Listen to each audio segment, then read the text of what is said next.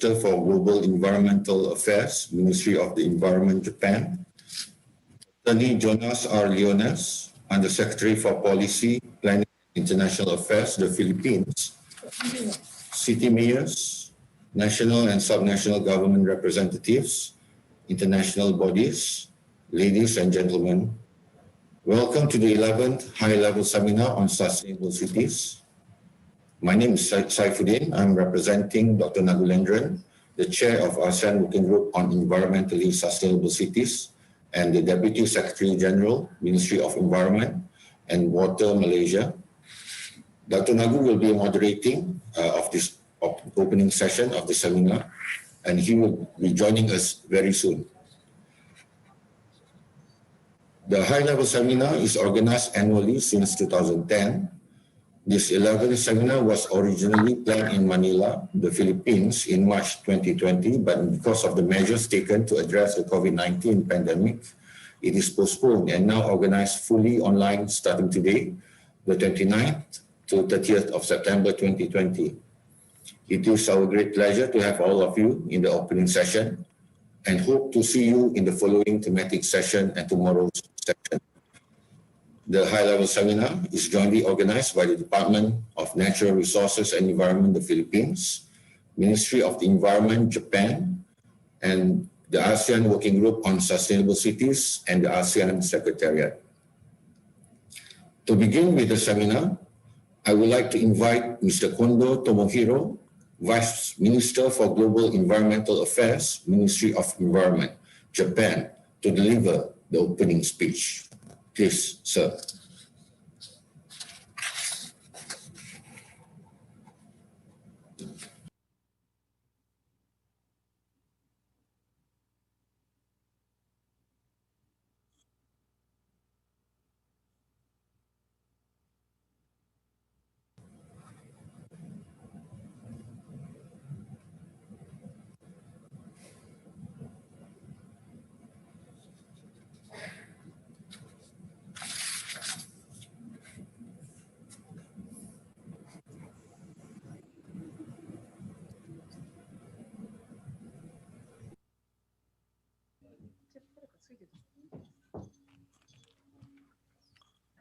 大丈夫ですか？よろしく。はい。聞こえますか？はい。はい。各国を代表する皆様、おはようございます。ドクターサイフィディン様、ご紹介いただきありがとうございます。また、フィリピン環境天然資源省のレオネス次官、共同主催者としてご列席ありがとうございます。日本国環境省地球環境審議官の近藤智弘でございます。本年セミナーの主催者として開会挨拶させていただきます。本日は各国各都市におかれまして COVID-19 対応でご多忙を極めますところ、本日はこのようにお集まりいただきまして感謝申し上げます。今ご紹介ありましたように、本来もともと3月に開催予定でございましたが、COVID-19 の影響で延期となっておりました。初めてオンラインで開催することとなりましたが、主催国としてフィリピン国環境省の皆様に御礼を申し上げますとともに、共催する ASEAN 環境的に持続可能な都市に関する作業部会、on environmentally sustainable cities and ASEAN Secretariat for undertaking this initiative. This seminar is being held under the framework of the East Asia Summit Environment Ministers meeting, which decided to focus on environmentally sustainable cities, ESC, as the priority theme for cooperation. This is the 11th seminar. Recognizing ESCs are an extremely important issue for the Asian region, Japan has actively supported this seminar as a common platform to share experience and the latest information on cities promoting ESCs. The ASEAN ESC Model Cities Program, established as a regional initiative funded by the Japan ASEAN Integration Fund, has also received words of support. And also, we are very happy that from 2018, the ASEAN SDGs Frontrunner Cities programs began and has expanded as a new initiative. This fiscal year, despite the impact of COVID-19, cities have been contributing to achieving both national and global goals. We hope activities will continue to grow from next year and beyond. And redesign is important in Asia. Humanity is currently facing two crises, COVID-19 and climate change. The question is how to overcome these crises. As a platform to discuss these issues, on September 3rd, the Japanese Ministry of the Environment and the UNFCCC Secretariat co-chaired the online platform ministerial meeting. Britain, the presidency of COP26, along with ministers and vice ministers for 46 countries, delivered statements. In addition, written information was submitted. In total, 96 countries participated. Many from ASEAN also attended. We thank you. The impact of COVID-19 has on people's health and economy and society is huge. We are now in the midst of a transition. To transform, we must not try to go back to pre-COVID-19, but instead it's essential that we redesign to become more sustainable and resilient. Redesign requires three transitions: to a decarbonized society, to a circular economy, and to a decentralized society. Recovery from the pandemic and these transitions should go hand in hand, and we need to accelerate these transitions. Regards to decarbonization, the Japanese Ministry of the Environment has been promoting zero carbon city from last fiscal year. Zero carbon cities are cities that declared their commitment to net zero carbon emissions by 2050. Last December, we started out with 4 cities, and this month, as of the 16th, the number has reached 153. Adding up the population of these cities, and they account for more than half of Japan's population, meaning 70 million. We hope to gain cooperation from not only cities in Japan, but cities from other countries represented today. Let us together aim to achieve zero carbon cities. At this high-level seminar, our main objective is to help build information networks, disseminate best practice, promote partnership between the central and local governments, and promote partnership between cities. We hope cities that are frontrunners in achieving SDGs will also achieve balance between the environment and economic development. The output document of this seminar will be shared with HLPF, High-Level Political Forum, and APFSD, Asia Pacific Forum on Sustainable Development, so as to communicate our outcome to ASEAN and East Asia widely. In closing, I would like to express my hope that this seminar will be an opportunity to further promote and strengthen cooperation in this region and be beneficial in seeking new initiatives for post-COVID-19. On this note, I would like to conclude. Thank you for your attention. Thank you very much, Mr. Toko. And we would like to thank Japan for their continuous support for sustainable development in the East ASEAN region. Then, moving on, we would like to invite Attorney Jonas R. Leones, Undersecretary for Policy, Planning and International Affairs, the Philippines, to deliver the opening speech. Please, welcome. Excuse me, from the Secretariat. Some technical problem happens on the Philippines. So could you proceed to the keynote first, and then if technical problem solved, we will come back to the greetings from the Philippines. この技術的な問題が解決しましたら、フィリピンからの再開の説明。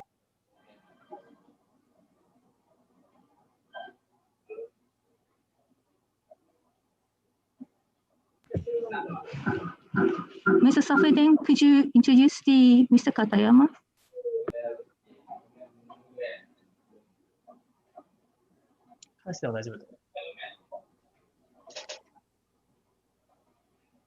Konnichiwa, Niseko Katayama desu. Yoroshiku onegai itashimasu. Katayama is my name. I am the mayor of Niseko town.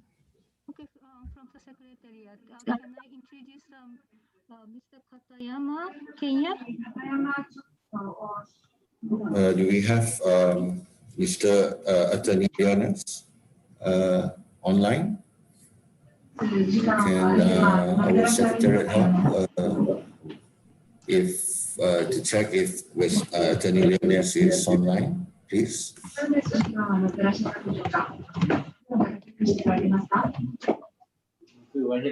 นัตโตแมงมุมขึ้น มึงก็ปัดแล้วมันมีเวลาปัดมันยังบ่เห็นยัง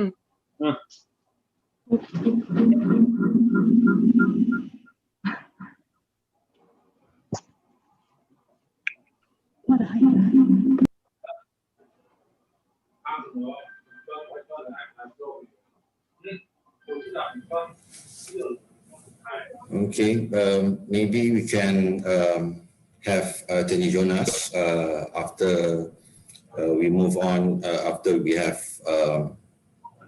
the message from City Mayor's session. If Mr. Katayama Kenya is ready, maybe we can have the Mayor of Niseko Town, Hokkaido, to present your message. Mr. Katayama, the floor is yours. Thank you, Mr. Katayama.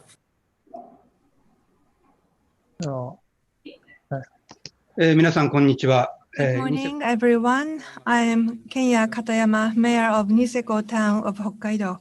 Very pleased to see you. So can I share my slide, please? Can you share? Yes. Well, this photo is Niseko Annupuri, which is a skiing slope famous for its high-quality snow. And you can see afar, which is similar to Mount Fuji. This is a mountain called Yotei-san Mountain. Well, Niseko Town is in Hokkaido and the southwest of Hokkaido. And our major industry is agriculture and tourism. During the summer, people come here to avoid heat. And during the winter, we gather tourists from around the world for skiing. Next slide, please. Population is around 5,000, so this is a very small town. However, we receive 1.7 million people throughout the year. So we are centered around tourism. This is the amount of greenhouse gas emission. Resort hotels and houses, meaning that the emission from the buildings account for around 70% of the GHG gas emission. Niseko Town has a target to reach net zero CO2 emission by 2050. And also we are converting to renewable energy for the use of energy within the city. By so doing, we want to circulate within the region of natural resource, energy, and economy so that we can be self-reliant.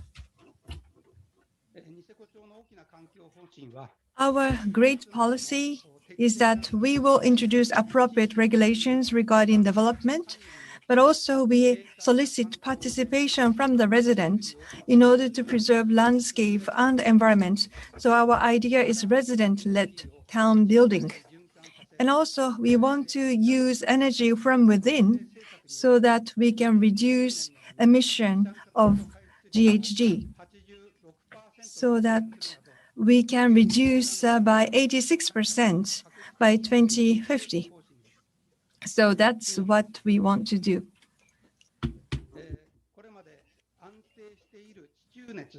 The stable geothermal heat, which is a heat beneath the earth, is utilized, and we have introduced heat pumps for 5 facilities of public service, and we use them for cooling and heating. You can see this is a community facility built with timber and lumber from the region, and we have geothermal heat and solar tracking PV panels to supply energy. And this is the Niseko High School's greenhouse during the winter. During the winter, we use geothermal heat pump to grow vegetables. Outside, the temperature is very low and covered with snow, so there is no insect pests. So we don't have to use agrochemicals. So organically grown vegetables are used at the school meal center, and school meals are cooked for children. And this photo is a snow ice heat usage example for rice storage facility, grain share house. And we actually keep grain grown with the reduced agrochemicals, and we ship it at the very clean and safety, tasty rice. We are actually constructing town hall. High insulation, high air tightness is planned to reduce environmental load. And we're thinking of utilizing hydrogen energy in the future so that this facility can be a site for renewable energy power generation going forward. In July this year, we established a company called Niseko Machi. Government approved Niseko Machi as an environment model city and SDG future city. In order to implement projects through public and private sector collaboration, this company will be the main entity, and we have 38% of the shares. This company will generate power for the city residents, and also in order to save a housing shortage, this company will create the SDG district. Based upon SDGs principle, we would leave no one behind, and the city will be sustainable, and people will respect each other and help each other. We want to build a future-proof SDG district within Niseko town. With these activities, we will reduce load on environment, and also empathy will be the core for our life so that enriching Niseko life can be achieved, and that's my vision. As you can see on the left-hand side top, this is the example of utilization of waste hot spring water. Through heat exchange, the heat is used for cooling and heating for hotels. And the Niseko High School students are working as a guide for environmental fact-finding missions coming from abroad. Environmental load reduction, I think, can be achieved by accumulation of activities of each and every citizen of Niseko town. You can feel a rich water environment and landscape, and you can feel the nature. This environment heals and relieves people from stress. So we want to strengthen our activities for global warming countermeasures activities to protect our environment for the future. I hope by now you feel you want to come to Niseko at the end of my presentation. So I would like to conclude with this remark. Thank you very much. This is all I wanted to share with you. Thank you. Very, very much. Mayor Katayama, Kenya. I think that was a very interesting presentation. Niseko town, very beautiful. I have to also mention that Mr. Chan Sok Fandulak, the mayor of Long Prabang, Lao PDR, who is supposed to present, but due to unforeseen circumstances, he cannot attend and present today. So we thank you again, Mayor Katayama. So we move on to Mr. Shimizu Hayato, Mayor of Saitama City, to present excuse me, the Undersecretary General is coming back. So could you ask the Philippines to make opening?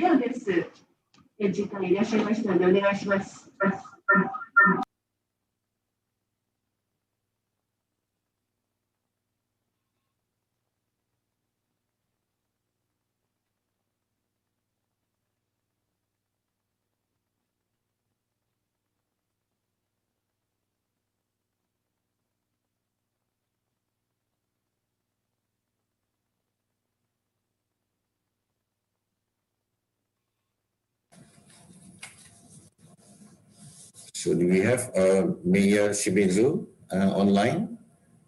Can our secretariat help to find if Mayor Shimizu is around?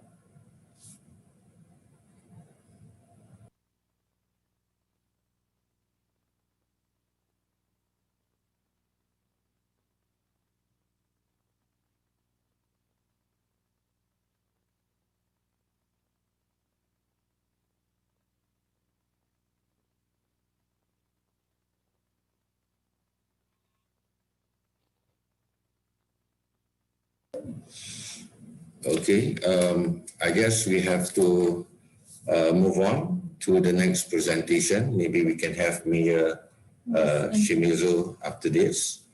I would like to invite Ms. Andrea Valentine A. Villaroman, the Head of Environmental Protection and Waste Management Department, Quezon City Government. Yes, I think I cannot.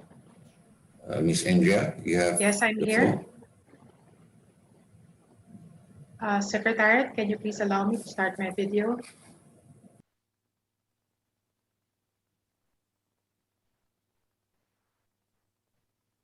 Secretariat, can you hear me?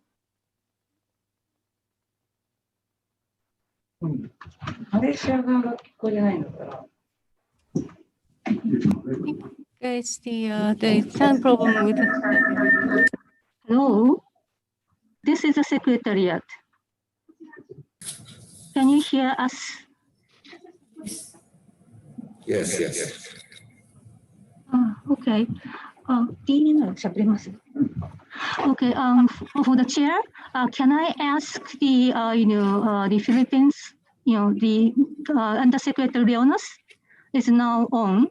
So Okay. can I ask him? Yes, please. For the Mr. Leonos, could you hear us? Yeah, I would like to invite Attorney Jonas Arleonas to give the opening speech. Please. Thank you for the opportunity. Mr. Vice Minister Kondo Tomihiro. Sorry.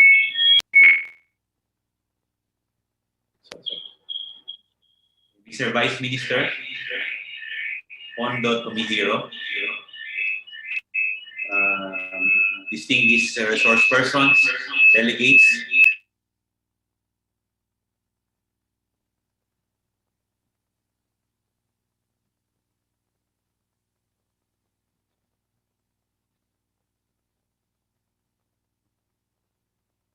high-level seminar on sustainable cities. Allow me to also thank the Ministry of Environment, Japan. Excuse me.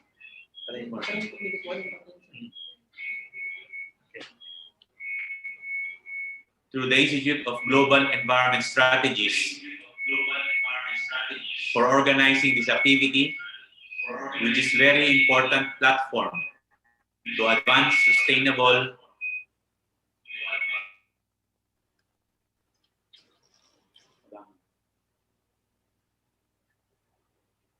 cities in the Asean region. High-level meetings such as this allow us to look back and measure how far we have come along in working together to make cities clean, green, and sustainable. In fact, since 2010, High level has provided opportunities for Asian policy makers, experts, and practitioners to explore collaboration potential and develop practical and specific recommendations to ASEAN ministers on environmentally sustainable cities. This year proves to be uniquely challenging as we face not just environmental effects of rapid industrialization, population expansion, and urban growth, but also the current pandemic that has brought many nations to their knees. I am a firm believer that in every crisis there is an opportunity.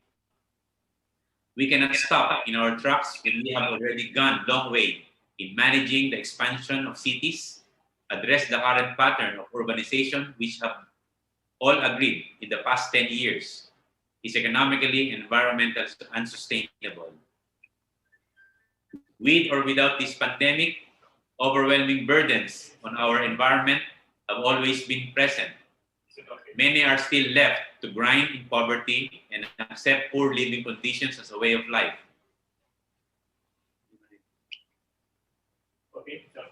Coastal megacities are still vulnerable to the effects of climate change, particularly in sea level rise.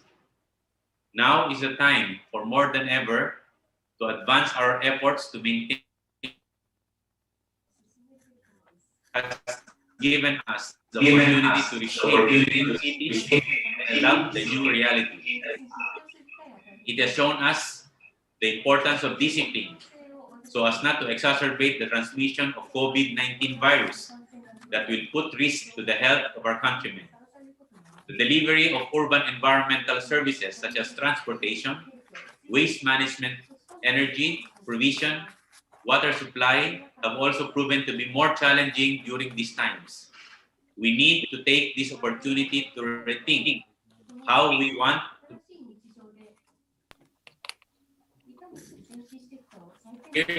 We have been laying down strategies to achieve resource efficient, low carbon, and environmentally sound cities. Every single one of us here believes that pursuing environmentally sustainable cities must be a priority agenda for every region. As we once again work towards strengthening our collaboration, we are once more provided with the opportunity to showcase each other country's experiences and knowledge, which can serve as an inspiration for city government in the region. Let us take advantage of this time to strengthen our policies, regulations, and other support mechanisms that we can share, as well as to expand technical and financial support within the region to realize the goal of becoming a sustainable city.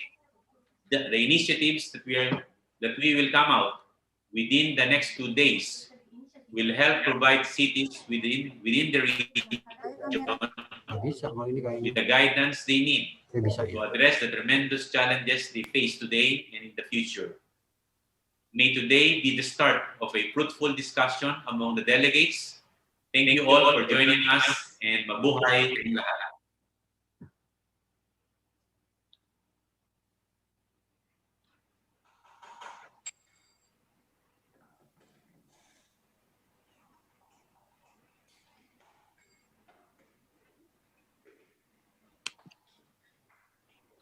Thank you. Thank you to Attorney Leonis. And thank you to the Philippines for hosting the high-level seminar on sustainable cities. Because I have asked Ms. India before this to start the presentation, but I think the mayor of Saitama City has already is ready to present. So I would like to invite Mayor Shimizu. I think we will start the video message by Mayor Shimizu of Saitama City, Japan. Proceed with the video, please.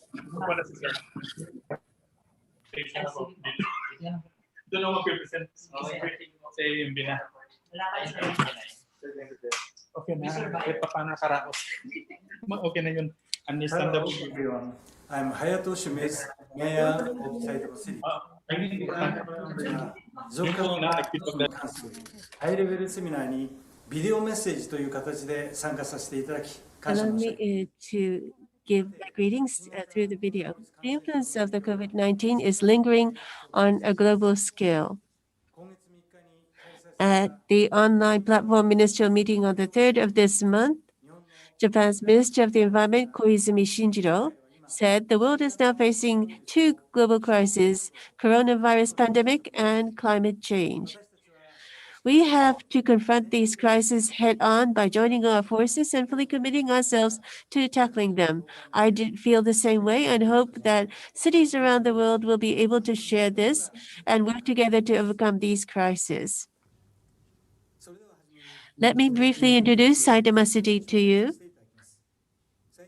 Our city is located within 30 kilometers north of central Tokyo. With its 6 bullet train lines and other railway links, Saitama City plays a central role in linking East Japan and the Tokyo metropolitan area as a hub of exchange of people, goods, and information. The city has grown to become the 9th largest city in Japan with a population of 1.32 million. Saitama City is known for its traditional industry and culture as well. We held the 8th World Bonsai Convention in 2017 at Omiya Bonsai Art Museum. We held also the Japanese traditional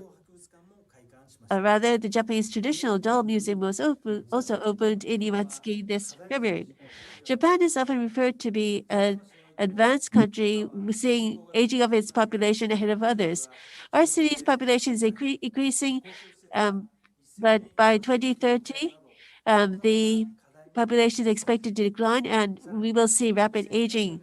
The cost of public assistance has doubled, and many of the public facilities have become in need of renovation. We face challenges, meaning that this is also an opportunity for us to showcase how we can innovate to the world. We think that we have an advantage over the world. That is the reason why I position the next 10 years to be the decade of destiny. We will focus on building a smart city to solve social problems. I feel that Japan tends to be slower than other countries in communicating its concept. When it comes to the deployment of innovation, Japan tends to be slow because we are focused on working inside the country. This is the reason why I actively promote our smart cities to embrace all our citizens and communicate this to the international community so as to develop business with other countries in the future. I would now like to introduce to you some of our city's efforts. At our city, we have been working to spread green vehicles through public-private partnerships since 2009. We've been working to reduce CO2 emission, and 150 charging stations have been set up. Also, public vehicles, except for specialty vehicles, are all green vehicles. We are reducing our carbon footprint and increasing resilience against disasters. We have concluded the e-Kizuna agreement with 9 companies, mainly major Japanese automakers. Next, having learned from the Great East Japan earthquake in 2011, we have been working on 3 key projects. We want to make our society resilient to disasters and at the same time reduce the carbon footprint. We are focused on 3 areas, of which smart home community is an innovative, sustainable model to meet different needs. Private sector, government, industry, academia collaborating, and 2, take on respective roles and respond to rapidly changing needs of society. In order to avoid excessive costs, housings have been designed to meet Saitama City's climate insulation and air tightness standards, reduce heat shock, and prevent hypothermia in the event of disaster in winter. The town areas are equipped with common spaces that serve as a community space. We've placed underground power lines to improve landscape and disaster preparedness. We reduced the high cost of undergrounding these cables by about 40%. Also, we introduced blockchain and digital grid technology to town blocks to build a virtual trading market of renewable energy and conduct automatic virtual power trading. We are planning to enable power flexibility to all units of our newly planned town area and to control the renewable energy using stationary storage batteries and 2 electric vehicles. In this way, the power supply can be maintained even during power outages, and electric vehicles can be used for transportation of the residents. Our goal is to create a zero-carbon community area. As you've seen, we are determined to take the next step of building a smart city by promoting environmental and energy initiatives. In the Misono district, which is the city's sub-center, we have established Misono Town Management Association, a public-private academic collaboration. We are working together to build the Smart City Saitama model, a microcosm of the ideal city with local residents using Urban Design Center Misono as a hub.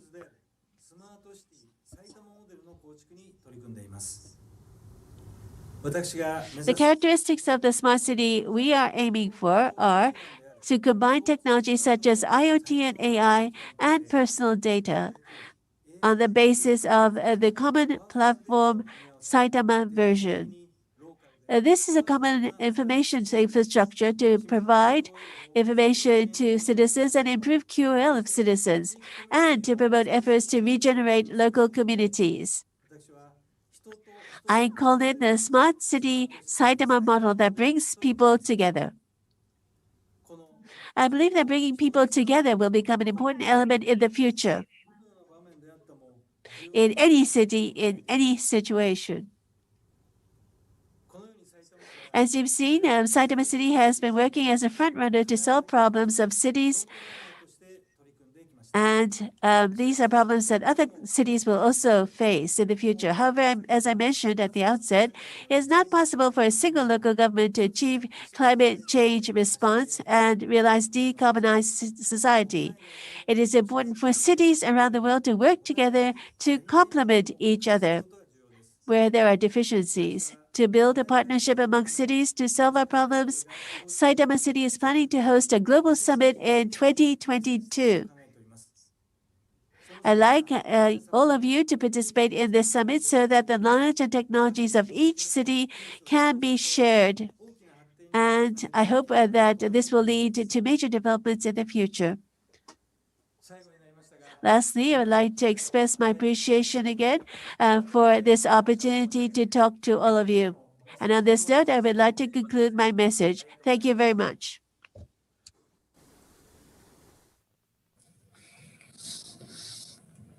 Thank you. Thank you very much to Mr. Shimizu Hayato, the Mayor of Saitama City. Such an interesting presentation. Without further ado, I hope Ms. Andrea Valentine A. Villaroman is ready to present. There she is. Thank you very much. We will continue this session with Ms. Andrea Valentine A. Villaroman, the Head of Environmental Protection and Waste Management Department, Quezon City Government. You have the floor. Okay, thank you very much. Good morning, everyone, and thank you for inviting the Quezon City government in today's event. On behalf of the City Mayor of Quezon City, Honorable Mayor Joy Belmonte, allow me to present Quezon City's climate change and environmental sustainability initiatives during this time of pandemic, as well as some of our efforts to build a livable, green, sustainable, and climate resilient city. Next slide, please.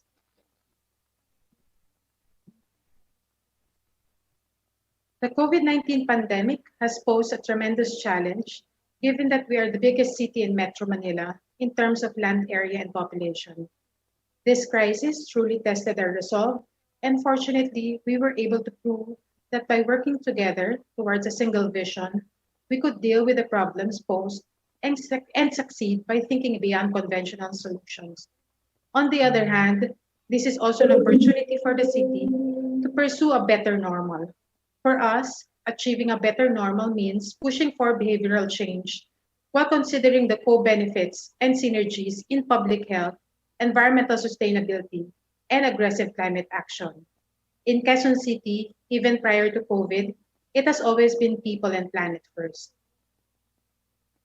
To respond to the devastating effects of the pandemic and in pursuing a better normal, the city formulated a green recovery plan for the next 2 years, in which a predominant part of this are initiatives pertaining to the environment sector. For environmentally sustainable and cleaner transport, the city is pursuing a bike sharing program, and we are now establishing a 174.71 kilometers of dedicated bike lanes for our cyclists designed to be of global standards. We are also continuously deploying electric tricycles, especially to our displaced workforce, as we aim to reduce air pollution and greenhouse gas emissions while providing sustainable transport options. For cleaner air, we have already begun formulating air quality management plans for ambient and indoor air. The city will set baselines and ambitious air pollution reduction targets as we are signatory to our commitments in the C40 Clean Air Cities Declaration and the Breathe Life campaign led by the World Health Organization, the UN Environment, and the Climate and Clean Air Coalition. We also have an ongoing cooperation for the transdisciplinary approach to mitigate emissions of black carbon project with the Clean Air Asia, University of the Philippines Institute of Environmental Science and Meteorology, and the Leibniz Institute of Tropospheric Research. Next slide, please. Next slide, please, Secretariat. Thank you. Quezon City is also among the leading cities that have successfully curbed the use of plastic bags. We were about to implement our ban on single-use plastics in food establishments last July, but our plans were hampered by the pandemic. Nevertheless, in terms of single-use plastics, our aim is to reduce its use even during the pandemic by encouraging citizens to bring reusable bags and reuse plastic bags as garbage bin liners after thorough disinfection and cleaning to avoid transmission of the virus. We are also promoting the use of personal dining ware for dine-in, takeout, and delivery orders, as our messaging stresses that it is best to use your own cutleries, utensils, and containers, not only as a response to COVID-19, but a sustainable practice as well. The city government also encourages restaurants and fast food chains to implement a by-request protocol for all its single-use items. We will also soon reopen and expand our Bring Your Own Bottle project, which has been set up as a refilling station for condiments and other food supplies. Hopefully, we'll be able to establish more of this in our community stores for the refilling also of other items such as shampoo, liquid hand soap, dishwashing liquid, alcohol, and many others. Next slide, please. For flood and drainage management, the city is pursuing the improvement of the state of the city's waterways as we prioritize the relocation of those living in these danger zones in-city housing units. As we clear these areas, we also plan to create linear parks and breathing spaces for our citizens to enjoy. As a matter of policy, we have also started integrating rainwater harvesting systems in building design, especially in schools and other city-owned facilities. Regular cleanup drives are also conducted relative to the Manila Bay Cleanup, Rehabilitation, and Preservation Program. We also intend to contract out services for water quality testing and analysis, wherein scientific data will be used to guide the city in devising interventions as part of our effort to improve the state of our rivers and creeks. The city is also promoting responsible water use to ensure water sufficiency, especially in this time of pandemic. Our campaign was launched last October 2019, which essentially aims to involve all stakeholders to practice water conservation measures through simple but effective ways. Next slide, please. The city's green and open spaces are also vital assets of the metropolis, as Quezon City functions as the green lung of Metro Manila. Our plan is to expand and improve our green spaces by creating more green belts. We will also develop the Quezon City Urban Biodiversity Strategic Action Plan for Biodiversity Conservation. As part of the city's food security, we are starting to redevelop open spaces into edible gardens with fruit-bearing trees and vegetables. Through the Food Security Task Force, which was created during the onset of the community quarantine, urban farming will also be intensified in the city with displaced workers staffed as community farmers. These are also being undertaken as part of our commitment to the C40 Good Food Declaration that aims to align food procurement to the planetary health diet, increase healthy plant-based food consumption, reduce food loss and food waste, as well as food insecurity. A partnership with Imagine Law was initiated for the Quezon City Healthy Food Procurement Project, which aims to establish a nutrition criteria that encourages healthy diet and or limits and prohibits food that contributes to unhealthy meals. Next slide. With regard to sanitation and waste management, priority is given to infectious waste, disinfection, and general solid waste collection. Efforts in waste segregation have been doubled to prevent transmission of the virus. Barangay materials recovery facilities were also enhanced for community-based cleanliness and proper waste management. Biodigesters will also be installed in our markets, public markets, as a waste diversion strategy, since biodegradable waste comprise at least 50% of the city's waste. This can also be a source of organic soil conditioner, which can be used in our parks as well as in our urban farms. Next slide, please. As the city government pushes for aggressive climate action, the creation of a climate change and environmental sustainability department will soon be legislated to pursue our climate change goals. Globally, the city already expressed its commitment to reduce and mitigate our greenhouse gas emissions by 30% in 2030, which is consistent with the deadline 2020 and the Paris Agreement. This will be done through the reduction of energy use and the promotion of renewable energy, the diversification of our transport modes, as well as waste reduction.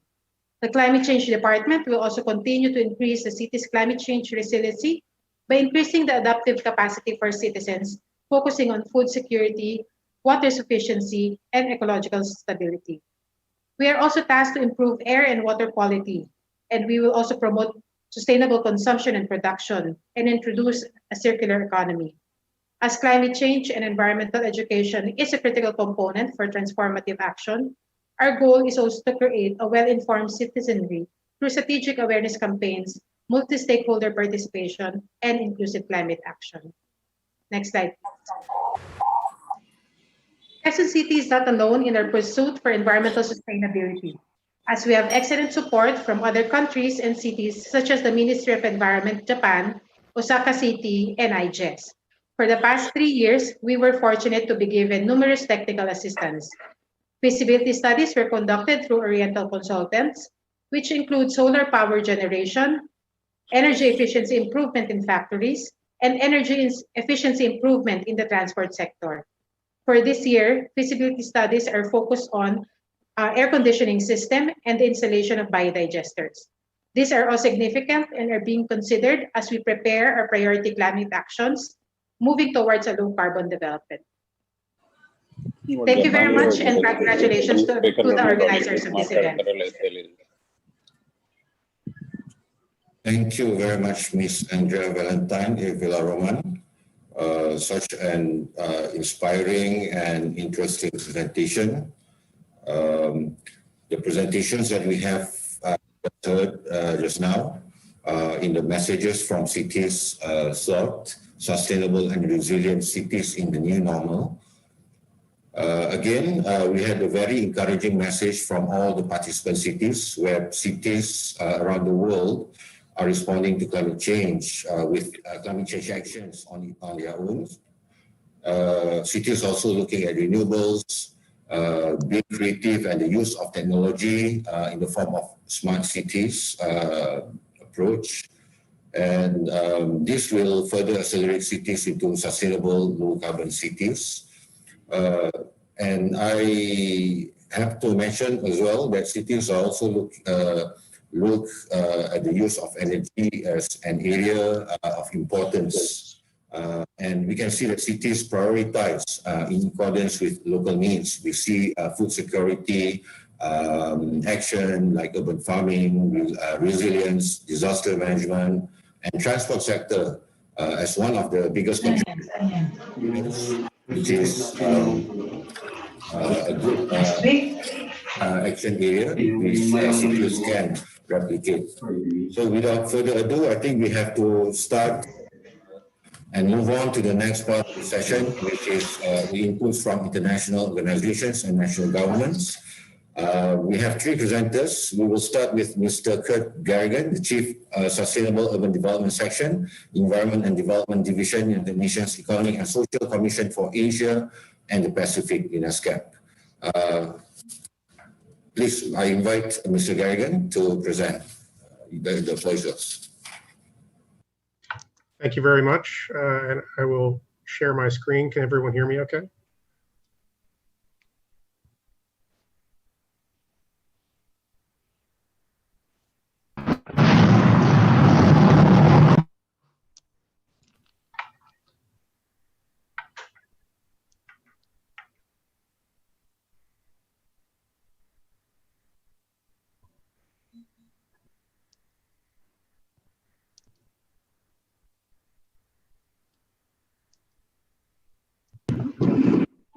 We can hear you, please.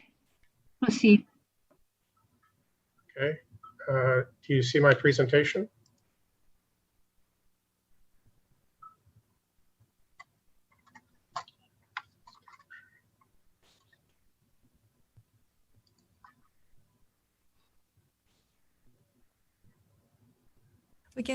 We can see your presentation. And you can start. Is the Secretariat running the presentation? I need to. I'm sorry. Yes. Okay. Well, Excellencies, Mr. Kondo, Vice Minister for Global Environmental Affairs, Ministry of Environment, Japan, Attorney Jonas Leonis, Undersecretary for Policy Planning and International Affairs, Department of Environment and Natural Resources from the Philippines, honorable mayors, distinguished guests, ladies and gentlemen. It's a pleasure to join the 11th high-level seminar on sustainable cities. I would like to thank on behalf of ESCAP, the Ministry of the Environment of Japan, the Department of Natural Resources and Environment, the Philippines, the ASEAN Working Group on Environmentally Sustainable Cities, the ASEAN Secretariat, and IGIS for organizing this virtual seminar. This seminar is especially important in the context of the COVID-19 pandemic, as cities across the region and indeed the world are currently challenged with response and the initial recovery efforts. The UN Secretary General highlighted in his recent policy brief entitled COVID-19 in an Urban World, quote, the critical role that local governments play as frontline responders in crisis response, recovery, and rebuilding. The Secretary General emphasized the urgent need to rethink and transform cities to respond to the reality of COVID-19 and potential future pandemics, and to recover better by building more resilient, inclusive, and sustainable cities. There are a few key messages I would like to bring forward from this report, and then talk a little bit about what ESCAP is doing. First, national and local governments must tackle inequalities and development deficits. We know that inequalities are often most evident in urban areas, especially where there are large numbers of informal settlements. The issues of housing and shelter and access to basic services are areas that need special attention as cities recover from the pandemic. Second, strengthening the capacity of local actors, including local governments, is essential to recovery. Cities are, as all of you know, on the forefront and the front lines, but need the support to develop policy measures and need to be considered in economic recoveries and stimulus packages. Third, cities need to pursue resilient, inclusive, gender equal, and green economic recoveries in urban areas. ESCAP has been working to pursue these objectives in its work with cities, and I'd like to highlight again a few initiatives and offer some guidance on how cities can consider building their sustainable futures. I'll go back to the 7th Asia Pacific Urban Forum, which you see here, which was held in October of 2019. We gathered 65 countries together, 5,000 participants to really discuss the future of Asian and Pacific cities, how they can lead in sustainable development, addressing many of the issues that are evident in the forefront of the global development agendas. This was organized jointly with UN Habitat and the government of Malaysia. The forum focused really on sustainable planning, on urban climate resilience, on new technologies, and on urban infrastructure financing. Some of the things that mayors have already been talking about here this morning. We also launched the Penang Platform for Sustainable Urbanization, which is a platform that brings UN agencies and other institutional partners, NGOs, and cities working together to really implement sustainable solutions. So going forward, we look to working with additional cities to enhance work on sustainable urban development. Next slide, please. We also launched at that forum the publication, The Future of Asian and Pacific Cities, where we identified four key thematic areas that we think are actually critical to response and recovery from COVID. The first is on planning the foundations of a sustainable future. Urban and territorial planning that considers quality of life, urban growth, long-term spatial and investment plans really lays the foundation for a sustainable future. The second is on building urban resilience. So guarding against future risks. We didn't know at the time that one of those shocks to the system would be a global pandemic. But again, working with communities to develop infrastructure solutions, engaging communities, and really providing preparation and preparedness for cities going forward. The third is on capitalizing on frontier technologies and developing smart cities. We think that all cities need to develop smart city roadmaps to develop really to implement and deploy the most appropriate technologies in their cities. And the fourth piece is really urban finance. How do you finance all of these solutions in an effective way? So looking at things like land capture value, public-private partnerships, and other kind of environmental user fee models. Next slide, please. So I just wanted to talk a little bit about each of those thematics. And we can go to the next slide. The first, again, is the future of urban and territorial planning. Next slide. So here we're talking about integrating sustainability and quality of life targets into our future planning, engaging with citizens to co-produce solutions that look at technologies, that look at capacities, and then identifying areas where urban growth strategies can really optimize collaborations and spur investment. Next slide. Future of urban resilience is the second of these four thematic pillars. We can go to the next slide. And among the development pathways listed here, again, looking at nature-based solutions, resilient infrastructure, integrating urban and climate change planning into long-term strategic and spatial plans, understanding the informal economies to support the urban poor to be part of long-term resilience actions, and creating and strengthening partnerships. Again, if we think about how these things are actually engaged in development of response and recovery to the pandemic, you can begin to see that these development pathways really are essential for all cities to focus on, especially in these times. Next slide, please. The third pillar is smart and inclusive cities. Next slide.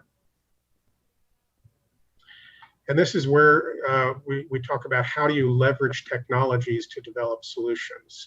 We already have seen the application of some smart technologies in the initial responses to the COVID-19 pandemic.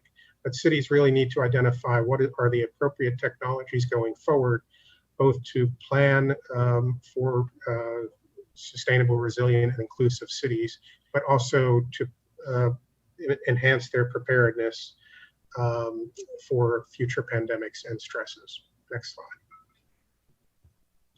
And then the fourth of the four pillars is the future of urban finance. We can go to the next slide. You'll see that some of the development pathways identified here are really looking at how do you engage not just the traditional finance, but scaling up public and private partnerships, community schemes, transitioning to local housing finance solutions. And those are especially important in the context and in light of the pandemic, because as you all know, housing and shelter is essential to protecting vulnerable populations. But there are other mechanisms such as land-linked financing, capturing the value of urban land to finance future infrastructure. Next slide. So here is the report, and this is available on SCAP's website, and we invite you to look at this report and see how some of these development pathways can help guide you into the future. Next slide. I wanted to just focus on a few things that SCAP is doing. We do a fair amount of work with cities on some sectoral issues. You'll hear in a subsequent session some of our work on addressing marine plastic waste. But we also are working with a number of cities in ASEAN on addressing urban air pollution. Air pollution, obviously, and air quality has many links across many of the sustainable development goals, towards health, towards sustainable communities, towards climate action, life on land, and others. So this is an important issue that is affecting a number of cities across the region, and it really requires scaling up solutions, looking at the data and technologies that are available and can be deployed, and really enhancing regional cooperation. Next slide. And the reason for the regional cooperation is that, as you all know, that air quality and air pollution is not a localized issue. It has tremendous transboundary effects, and the identification of hotspots to address the air pollution sources is an important component going forward. Next slide. So we're looking at remote sensing and innovative uses of integrated data and technologies, and then again, focusing on enhancing international cooperation. Again, you'll hear more about some of our other initiatives on waste in a subsequent session, but we just wanted to introduce some of these initiatives to you in this session here. I commend the mayors for the work that we've already heard and the initiatives that are being put in place to respond to the pandemic.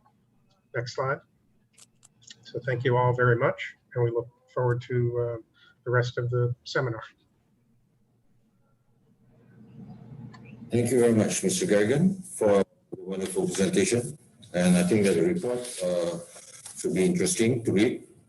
Without further ado, please let me introduce Mr. Saiful Adib bin Abdul Munaf, the Director of Sustainable Cities, Malaysian Green Technology Corporation, Malaysia. He will be presenting on the Low Carbon Cities Initiative in Malaysia. Please, Mr. Saiful, you have the floor.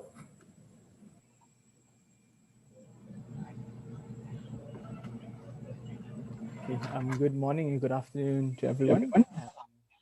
My name is Saiful Adib bin Abdul Munaf from the Malaysian Green Technology and Climate Change Center. Allow me to share with you Malaysia's experience on low carbon cities. Just a brief outline on the 9 slides that I'll be presenting.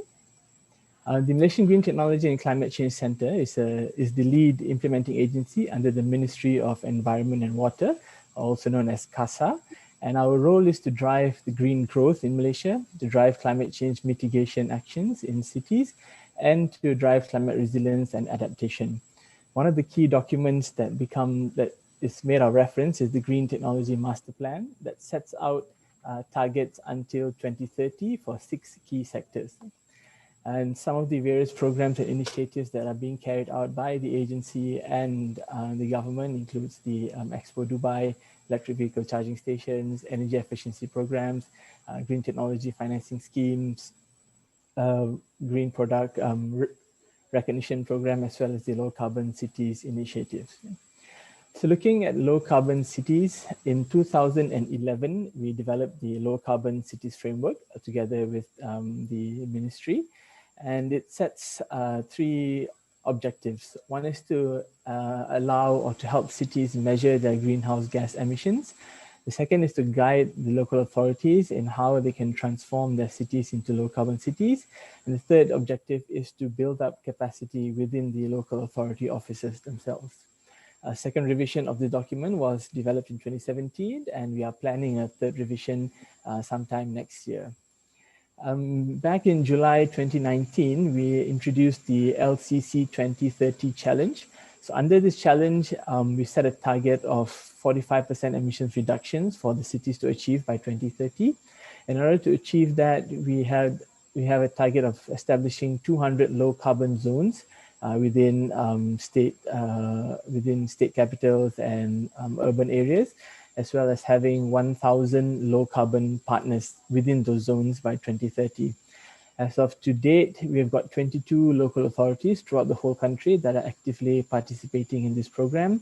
As such, we have established 10 low carbon zones, especially within the CBD areas of the local authorities. And we have begun with 9 low carbon partners. So every year, the numbers are slowly increasing. And the whole idea of having this LCC 2030 challenge is that we feel that cities can be cleaner, cooler, healthier, and more economical for the residents. Cities can actually preserve or bring back the natural urban biodiversity. They can also attract foreign direct investment and domestic direct investment, especially from MNCs and public listed companies that want to establish their businesses in cities that provide sustainability as a core service. And it also serves as a platform to implement or test out government initiatives, such as the Zero Single-Use Plastic Program, electric vehicle charging stations, net energy metering, as well as establishing river trails in the cities. And more importantly, it serves as a catalyst for local economic growth, provide green jobs, establish a local green economy, and to boost up the local businesses as well. In this program, we look at 5 key low carbon elements. Under energy, it's focused on maximizing building energy efficiency and increasing the adoption of renewable energy. For water, it's about maximizing water efficiency and increasing the adoption of rainwater harvesting. Under waste, it's about reducing the amount of waste that goes to landfills. Under mobility, it's about increasing the use of public transport, primarily the bus systems, promoting cycling and walking and other low carbon modes such as e-scooters, as well as greenery, either to maintain or to increase the number of trees and green spaces within the city. So I'll just briefly go through some of the strategies that are currently being adopted or being explored by cities in Malaysia. So as an architect, everyone would know about passive design. So you design the building to be adaptive to its surrounding environment to reduce the amount of heat that the building absorbs. And then you supplement that with energy efficient systems such as the LED lightings or energy efficient air conditioning systems. And then you can complement that with solar PVs on the rooftop. And then you can explore smart grid applications where this is where you look at on-site battery storage systems, or if there's a breakdown or there's redundancy, it can add to the resilience of the city as well. Under water efficiency and rainwater harvesting, there is a program to encourage all homes to have rainwater harvesting in the city. Grey water recycling for industrial use. There are a few projects that are exploring this opportunity. Rainwater harvesting at the city level, there's a lot of opportunity for this, especially with a lot of major urban infrastructure such as highways and the rail networks, and as well as having water efficient fittings for households and industries. From diverting waste to landfills, this should be familiar to everyone. It's about the reduce, reuse, and recycle. Food waste, which constitutes almost 40 to 45% of our waste profile. If we can convert that into compost or to biogas, we reduce a tremendous amount of waste that goes to the landfill. Having material recovery facilities before the waste reaches the landfill can increase the recovery rate of these recyclables. Micro waste to energy solutions can actually contain waste from where it is generated. So you reduce the cost of transporting the waste to the landfill or to the transfer station. And if we can design industrial parks that adopt the concept of industrial symbiosis, where the waste of one factory will be the resource of another, that can actually reduce the waste generation of the industry as a whole. Looking at low carbon and active mobility, the whole idea is about reducing air pollution. We are looking at deploying electric vehicle bus and fleets in cities. Rail freight network is something that we are increasingly looking at to tap the potential, and as well as having integrated transport corridors and smart tunnels that can have multiple benefits to the city. Besides being a flood mitigation or flood adaptation solution, it can also serve as a highway or a tunnel to for vehicles and cars to use to travel throughout the city. Next, on urban greenery and biodiversity, green roofs actually help reduce the heat gain from the roofs of the building. It increases the biodiversity or reduces the urban heat island effect of the city center. Having urban forests or pockets of green trees within the city can actually improve the air quality and also reduce the urban heat island effect. Pocket parks using natural or local species and having water bodies can make bring back a lot of the local flora and fauna or improve the biodiversity in the city. And then exploring urban farming potential so that food can be grown within the city and doesn't need to be transported across regions to be delivered to the consumers. Right?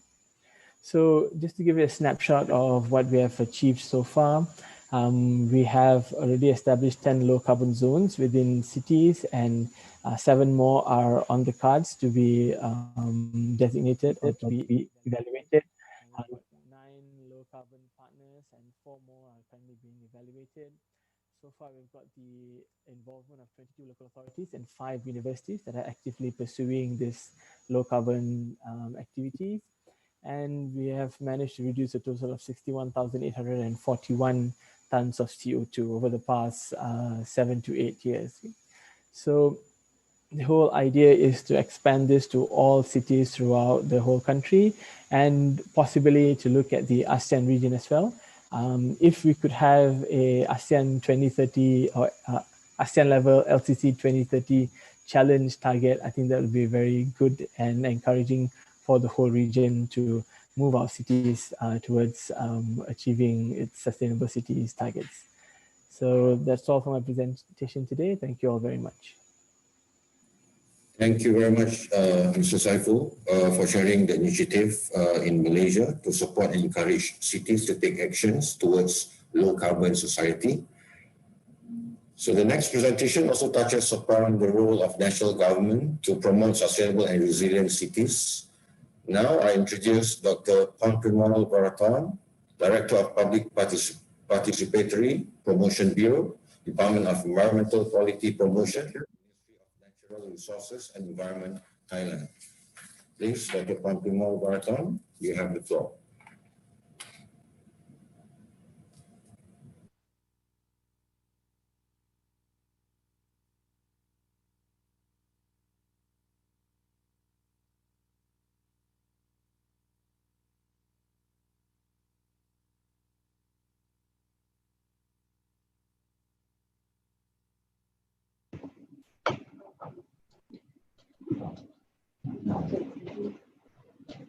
Ma'am, could you unmute?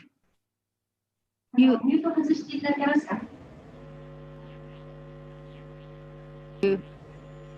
can you hear me? Excuse me?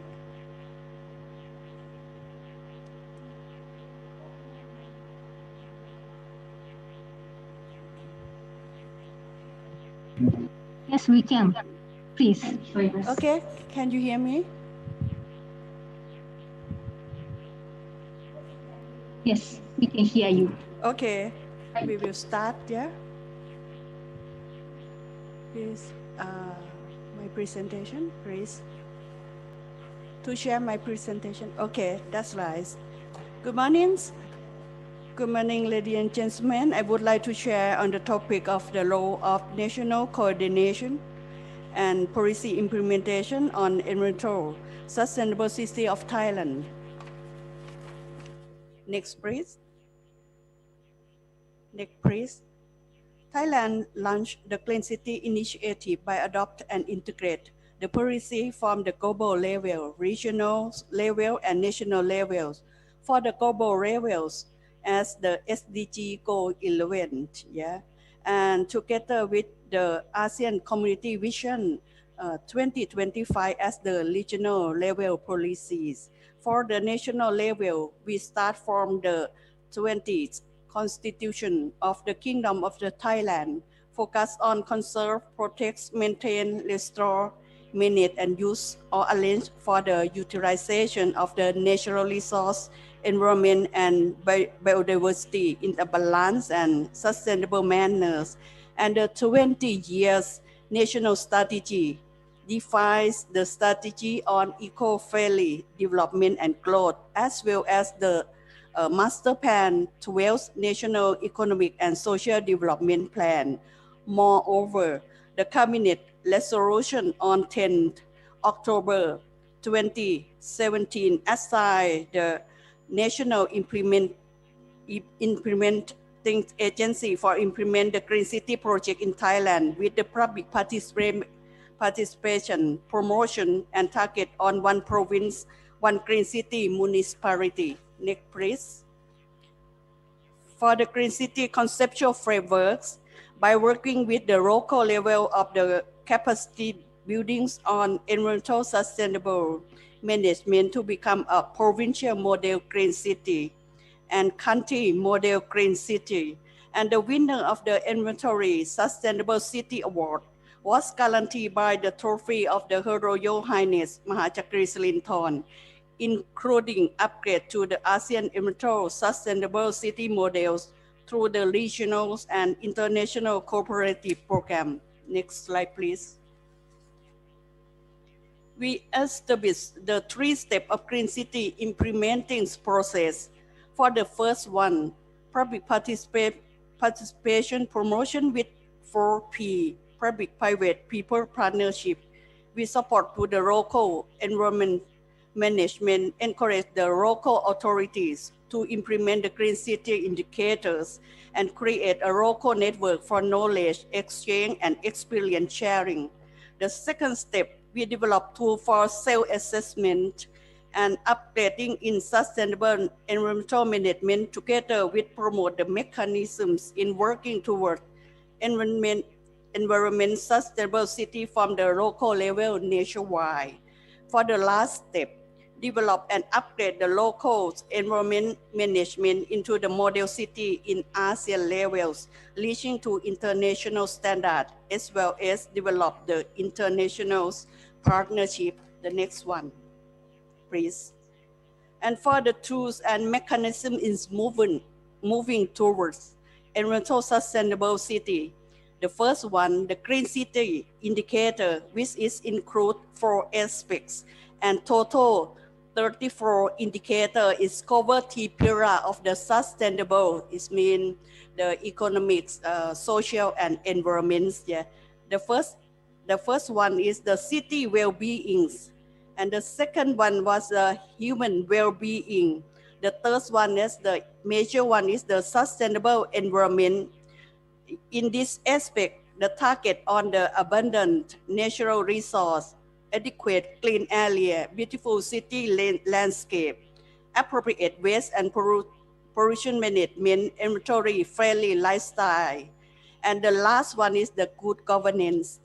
The second tool is the self-assessment report system on city development based on Green City indicator for the municipality. Moreover, we collaborate with the Ministry of Interior for integrate Clean City indicator into the local performance assessment. We create the indicator to upgrade the environmental sustainable management learning source as a tool for support and upgrade the joint municipality to the completely learning source and become the model city in the regional and international levels. Until now, we have the 423 municipalities in 30 provinces pass the Green City indicators. The next one, please. ASEAN SDG Forerunner City programs. We have the totally 6 joining municipality, Udon Thani City Municipality and Phuket City Municipality. That's for Forerunner City.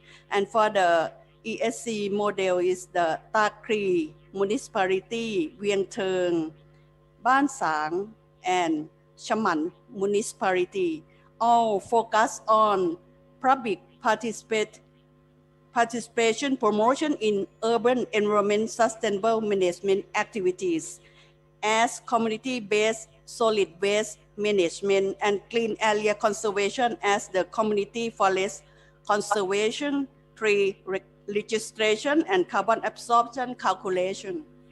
Next slide, please. For the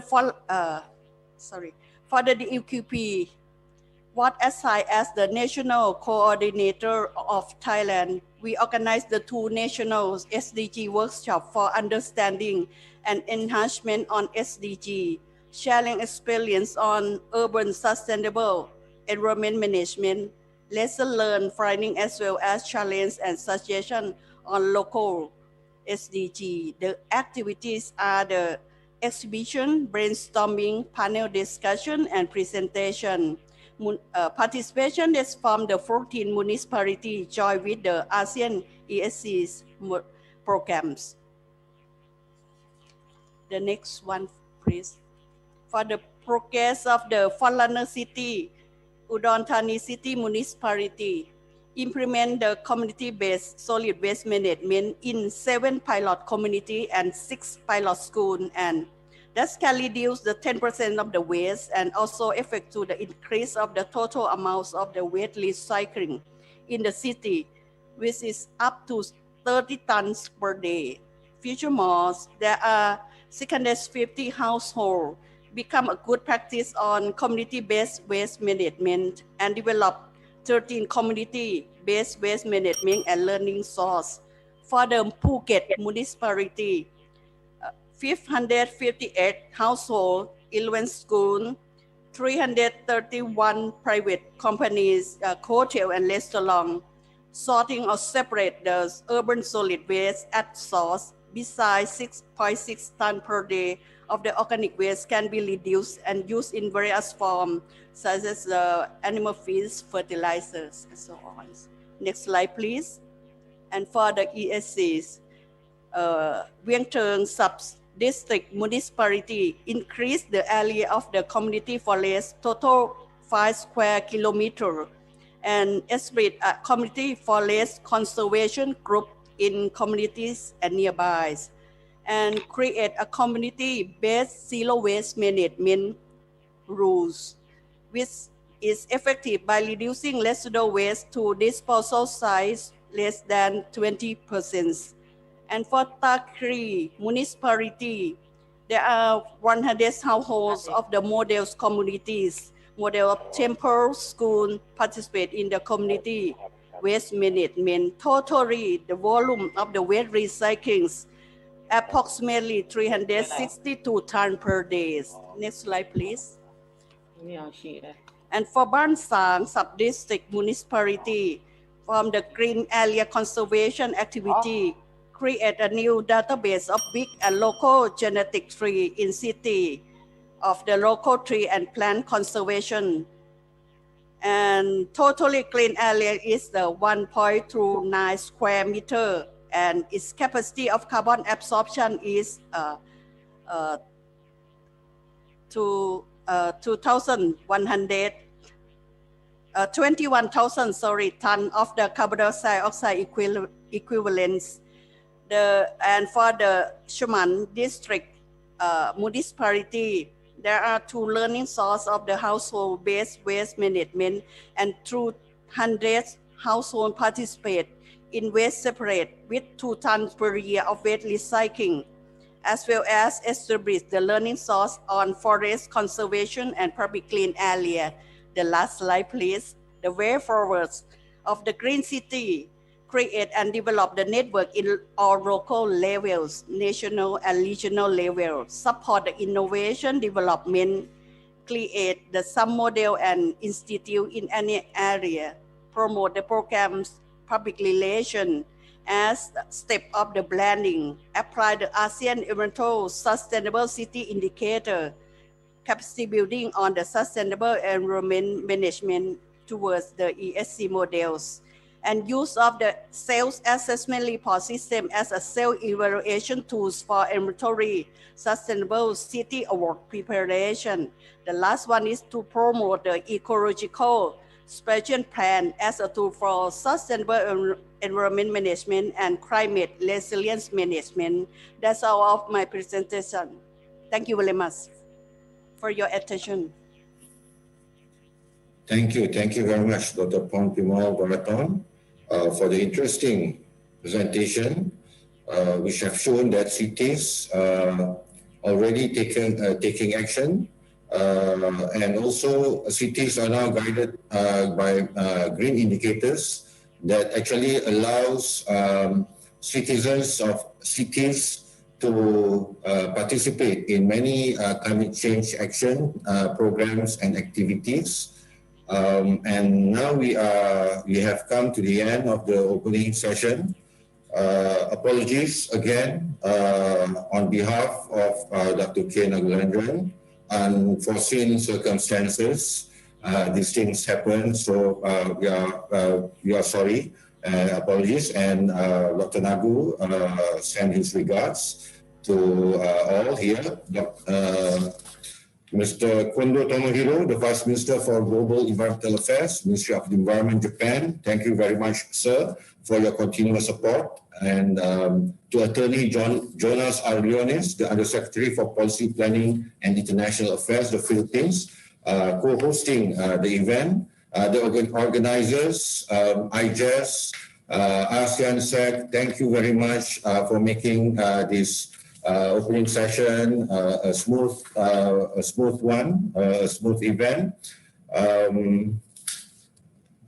So thank you very much for your participation. The afternoon session, a soft reminder from the Secretariat, the afternoon session at 13:00 UTC +8 or Manila time. Those who will participate in the afternoon session, please come back a few minutes before the session. So thank you very much. Thank you all. Hope to see you all again.